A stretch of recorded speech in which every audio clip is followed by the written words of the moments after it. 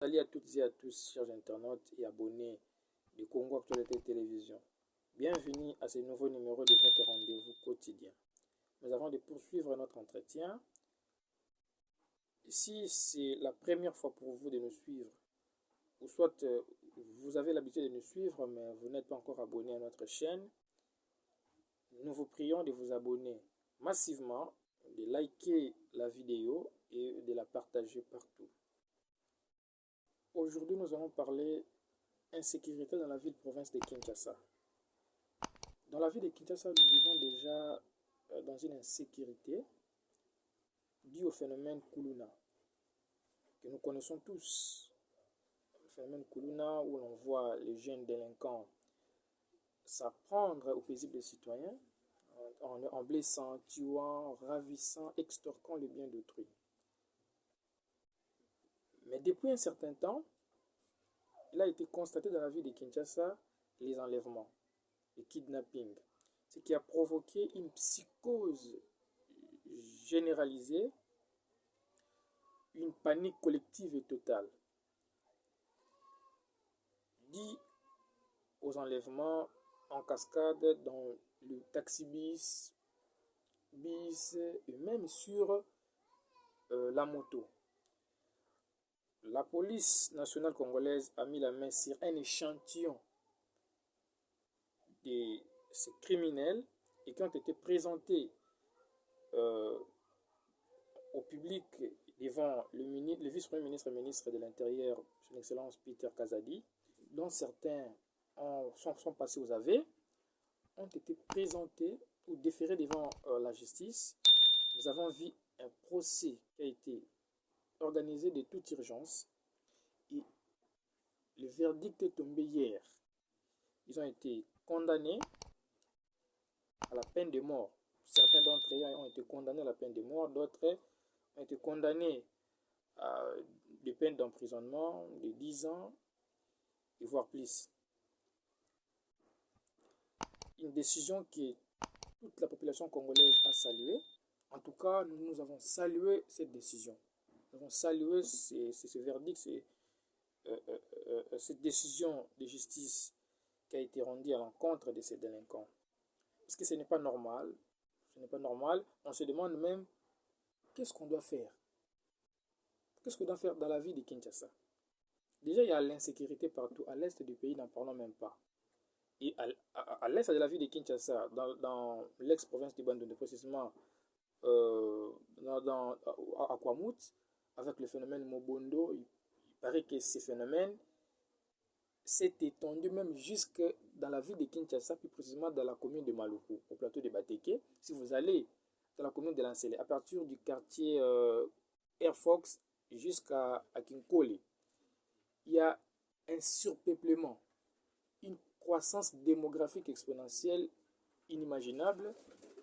Tout ça, c'est parce que la population vivant au niveau des plateaux de Bateke, fuyant l'insécurité entretenue par les milices Mobondo, est allée se réfugier dans le quartier là de la commune de Lansele qui se trouve entre les quartiers au niveau à partir de Air Force jusqu'à Kinkole. Tous les quartiers se trouvant dans cette partie-là ont été envahis par la population venant des plateaux de Bateke à cause de l'insécurité, qui s'est déplacée à cause de l'insécurité entretenue par les phénomènes Mobondo.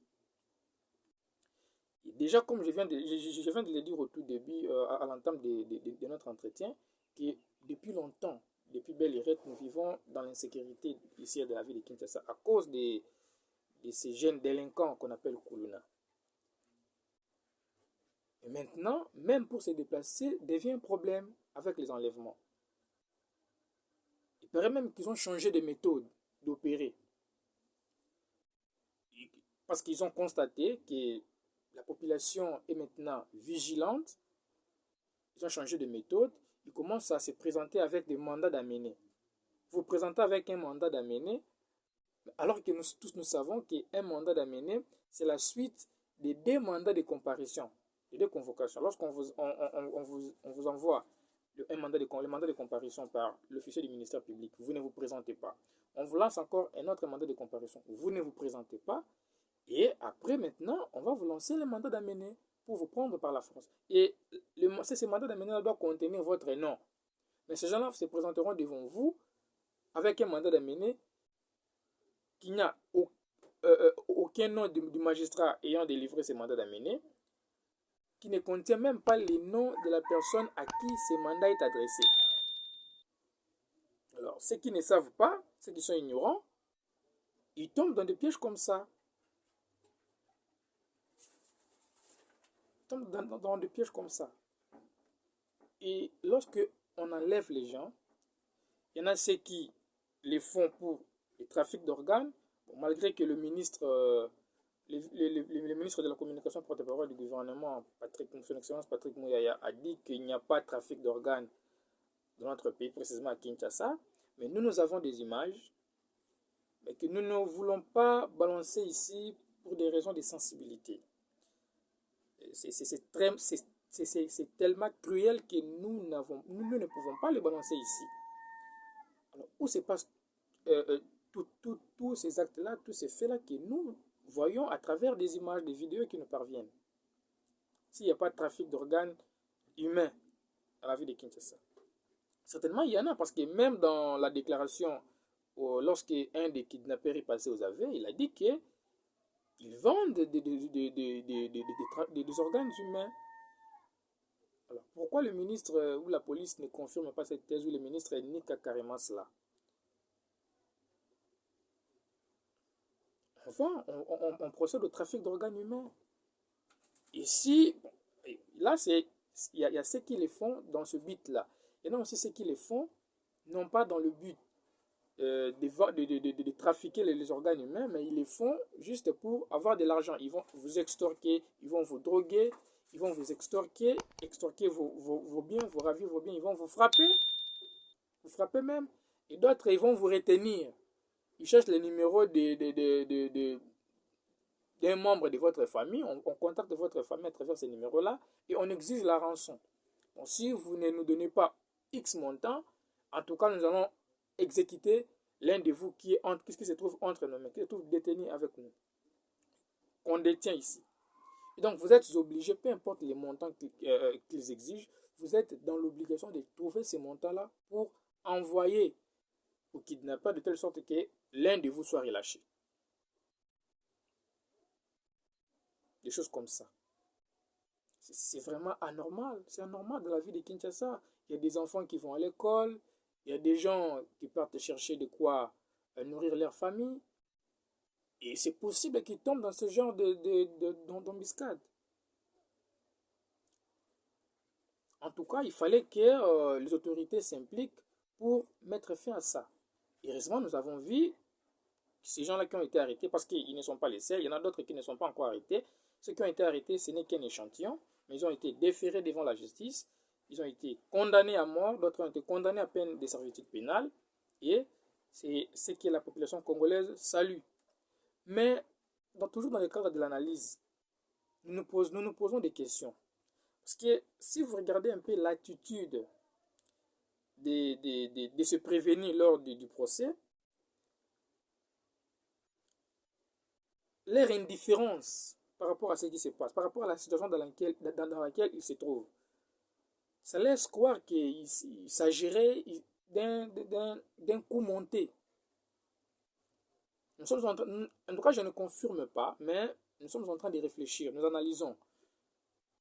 C'est un peu de voir lorsque ces gens-là, surtout le monsieur qu'on appelle Big Boy, lorsqu'il s'adressait aux plaignants, c'est Léo Scram, l'artiste musicien. Non, je me suis introduit chez lui, je l'ai trouvé je l'ai trouvé endormi, bouche ouverte, j'ai pris tout ce qu'il avait, je l'ai laissé comme ça. C'est comme, est-ce que ces détails-là est important pour quelqu'un qui a commis beaucoup de forfaits, qui a commis des infractions gravissimes et qui est arrêté et jugé, est-ce qu'il peut avoir cette attitude-là? Et c'est un peu de voir aussi les dames. Et ce qui nous met dans un état d'indignation extrême. Même les jeunes filles s'impliquer dans ce genre de choses. C'est pitoyable et c'est désolant. C'est écœurant. Cette dame-là qui dit que lorsqu'on l'a arrêtée, on a pris son téléphone iPhone 13, tout ça avec ses 13 000 francs congolais. Regardez un peu l'état dans lequel l'attitude, hein, l'indifférence, ça saute aux yeux qu'ils ne sont pas inquiets. Est-ce que ce ne serait pas un coup monté par les autorités, par la police, tout simplement pour calmer la population? Parce que je viens de dire qu'il y a une psychose, une panique qui s'est instaurée dans la ville de Kinshasa, dans le chef de Kinois, à cause de ce phénomène des enlèvements. Ou soit si la police, les autorités ne sont pas complices, ces gens-là sont sûrs d'eux-mêmes. Ils sont sûrs des relations qu'ils ont. Ils savent qu'ils seront relaxés. Parce que, en tout cas, là aussi, c'est une chose pour laquelle nous ne sommes pas d'accord avec la justice congolaise. Nous voyons des gens être arrêtés et puis relaxés. On a arrêté des criminels. Ce n'est pas la toute première fois qu'on arrête des kidnappeurs dans cette ville. Ceux qui ont été arrêtés, jugés, condamnés, aujourd'hui, on les retrouve en liberté. Ils circulent librement. C'est peut-être aussi que ces gens-là, qui n'affichent pas une attitude de tristesse, sont sûrs des relations qu'ils ont. Qu'ils vont user de ces mêmes relations pour qu'ils soient relaxés. Et ils en sont tellement sûrs qu'ils ne sont pas inquiets. Ils sont indifférents. Tous, s'il vous plaît, abonnez-vous à notre chaîne, likez la vidéo et partagez-la, s'il vous plaît. Nous avons besoin de votre soutien.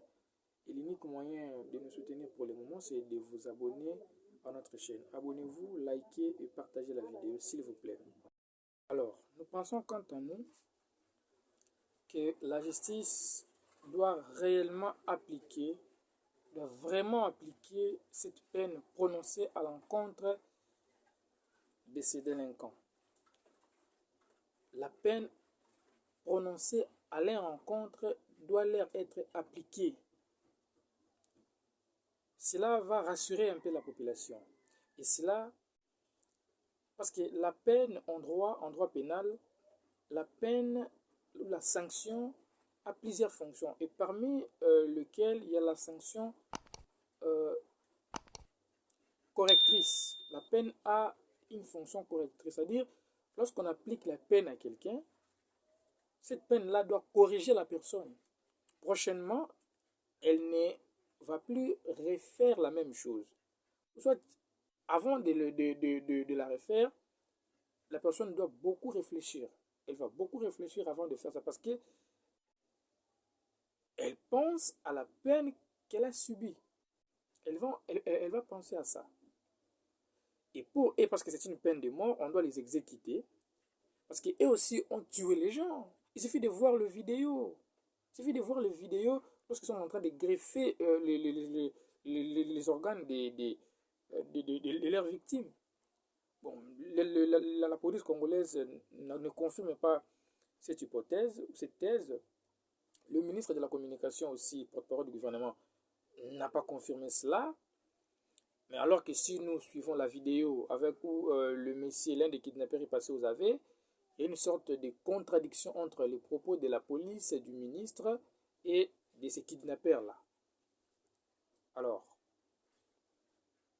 je comprends aussi la police et le gouvernement parce que et ils sont basés sur le fait que, vu la complexité, la délicatesse de la greffe des organes, la conservation de ces organes-là pour être à l'abri des infections de bactéries, ainsi que la transplantation de ces organes, c'est vraiment très complexe et délicat.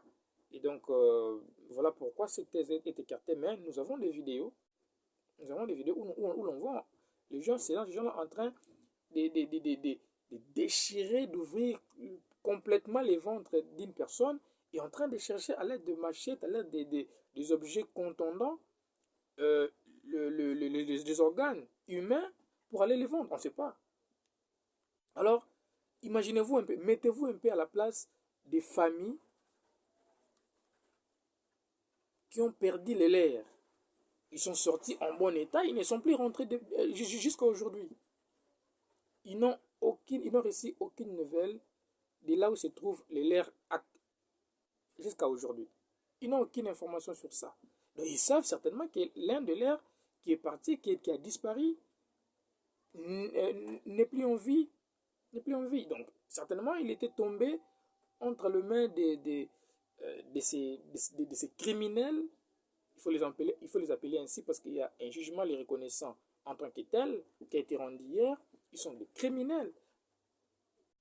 Ils sont tombés entre les mains de ces criminels-là et on les a tués. On a vendu leurs reins, leurs foie, cœur et autres. Mettez-vous un peu à la place de ces gens-là. Vous avez vu dans une image que nous avons regardée à travers la télévision où l'on voit une maman, lors de la présentation de ces criminels devant le ministre de l'Intérieur, une maman avec la photo de son enfant étudiant qui a été tué.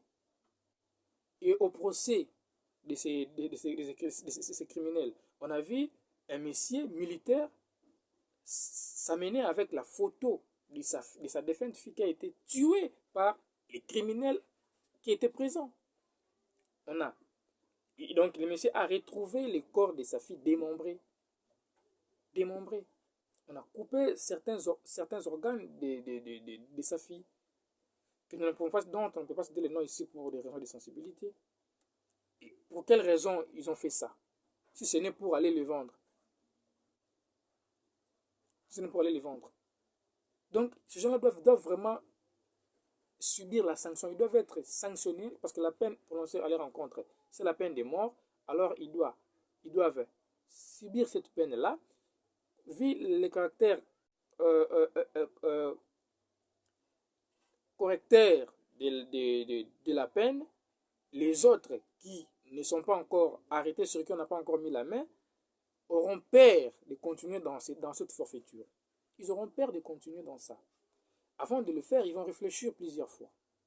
Ils vont réfléchir avant de le faire. Parce qu'ils savent que si on nous arrête, nous serons condamnés comme les autres ont été condamnés et on va nous exécuter. Ils vont avoir peur et ils ne le feront pas peut-être. Et donc, mais ils ont été condamnés, oui. C'est la décision que nous saluons tous à l'unanimité. Mais est-ce que on a pensé au fait que c'est tout un réseau? C'est tout un réseau. Est-ce que ces gens qui ont été condamnés, qui doivent être exécutés, si réellement ils seront exécutés, c'est ce que nous souhaitons tous, avant que cela ne soit fait, nous exigeons que ces gens-là soient mis dans une situation où ils doivent dénoncer, où ils seront obligés de dénoncer les autres. Parce que comme je viens de dire, c'est tout un réseau. Les gens là qui trafiquent les organes humains, où est-ce qu'ils apportent ça? Qui achète ça? Parce qu'ils ne sont que ils ne sont que les exécutants. Mais il y a des commanditaires qui sont quelque part. Ceux qui n'ont pas encore mis la main, ceux qu'on n'a pas encore identifié. Il faut que ceux qui sont arrêtés puissent dénoncer les autres. C'est lorsqu'ils vont les dénoncer qu'on mettra la main sur eux et aussi seront condamnés. Ainsi, nous pourrions dire que voilà, le travail a été fait et que tous les réseaux ont été démantelés et qu'on ne peut plus assister à ce genre de choses. Parce que si les commanditaires, ceux qui ont besoin de ces organes-là, qui achètent ces organes, sont restés en liberté, sachez-le très bien que puisque cette situation, ce phénomène a pris de l'ampleur, aujourd'hui tout le monde est devenu vigilant, tout le monde en est au courant, tout ça, ils vont faire semblant de laisser une année, 2 ans, voire même quelques mois seulement, peut-être quelques mois seulement, pour que les gens puissent un peu oublier. Et après, ils vont chercher d'autres personnes, ils vont recruter d'autres personnes qu'ils vont envoyer pour faire ce genre de choses. Et voilà pourquoi j'ai dit, s'ils sont sanctionnés et qu'on applique la peine de mort à ces gens-là, même si ceux qui sont restés cherchent d'autres personnes, ils auront peur de les faire parce qu'ils savent que s'ils les font, on va les arrêter, on va les tuer. Ils auront peur. Toute personne qu'ils vont solliciter pour faire ce travail-là refusera. Refusera. Mais malgré ça, et même aussi ceux qui commandent, ceux qui envoient ces gens-là pour aller enlever et leur vendre les organes humains, eux aussi doivent être arrêtés. Alors, comment les atteindre? Il faut les atteindre à travers ceux qui sont déjà arrêtés là. Faites en sorte qu'ils puissent dénoncer les commanditaires, les acheteurs de ces organes, et puis aller mettre la main sur ces gens-là, jugez-les, condamnez-les. Alors, pour mettre aussi fin à ça, pour essayer un peu de sécuriser la population quinoise, qui aujourd'hui, je dirais que la vie de Kinshasa est devenue invivable. À cause de, on se demande, mais qu'est-ce qu'on doit faire? Parce que si vous montez dans des taxis, enlèvement, vous montez sur la moto, enlèvement, et vous marchez à pied, les koulouna. On se demande qu'est-ce qu'on doit faire? Est-ce qu'on doit survoler? On n'a pas des ailes aussi pour survoler. Donc, ce que la police, les autorités doivent faire, ils doivent identifier tous les véhicules qui circulent à travers la ville de Kinshasa. Identifier cela. Il faut installer des barrières dans certaines artères de Kinshasa, dans tous les artères de Kinshasa, il faut installer des barrières dans lesquelles, au niveau desquelles, tout véhicule doit être identifié. On doit identifier tout véhicule, le conducteur ainsi que le passager. Que ce soit des véhicules qui font les transports, tout ça, et les véhicules privés, des privés, il faut identifier tout. Ceux qui font les transports, et ainsi que ceux qui sont des véhicules affectés à l'usage personnel, tout doit être identifié dans certains coins des acteurs, de tous les acteurs de la vie de Kinshasa pour essayer un peu de sécuriser la population quinoise. Parce qu'en faisant cela, nous pensons que l'on mettra fin à ces phénomènes.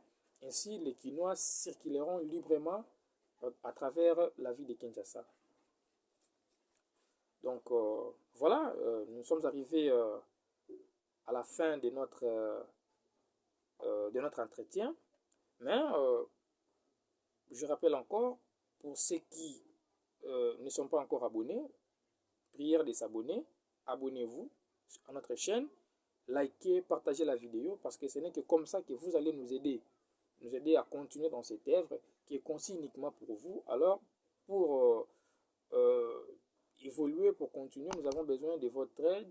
Et donc, pour le moment, la meilleure façon ou l'unique moyen de nous aider, c'est de vous abonner à notre chaîne, de liker la vidéo et de la partager pour faire abonner aussi d'autres personnes. Donc, les rendez-vous est pris prochainement avec un autre sujet certainement. D'ici là, portez-vous bien. Au revoir.